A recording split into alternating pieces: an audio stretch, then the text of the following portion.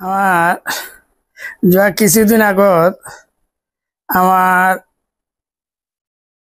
অসম প্ৰদেশ কংগ্ৰেছৰ সংখ্যালঘু কোষৰ উপসভাপতি হিচাপে মোৰ বাল্য বন্ধু হাফিজ কলমদৰ আলী চাহাবক নিযুক্তি দিয়াত আমি অতি আনন্দিত হৈছোঁ আৰু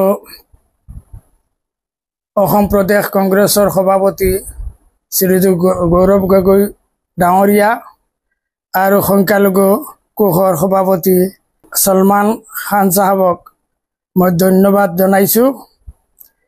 হাফিজ কলমদৰ আলী চাহাব মোৰ দেউতা মৰহুম আব্দুল জলিল ৰাগিবি চাহাব থকা অৱস্থাত 91ৰ পৰা তেওঁ আমাৰ লগত আছিলে, কংগ্ৰেছ কৰি আছিল। আৰু কংগ্ৰেছ কৰা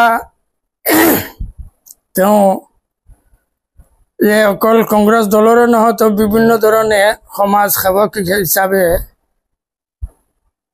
আমাৰ অঞ্চলত এটা সুনাম আছে।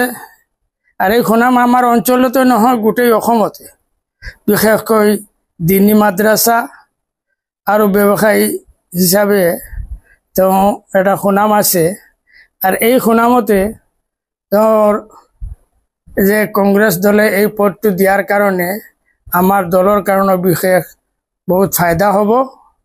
মানুহ তেওঁৰ যে যিবিলাক মানুহ তেওঁৰ খয়েৰখা, এইবিলাক মানুহ তেওঁ কংগ্ৰেছৰ প্ৰতি আকৰ্ষিত হ'ব, দল মজবুত হ'ব, এইটো মই আশা ৰাখি তেওঁক শুভেচ্ছা জনাইছোঁ।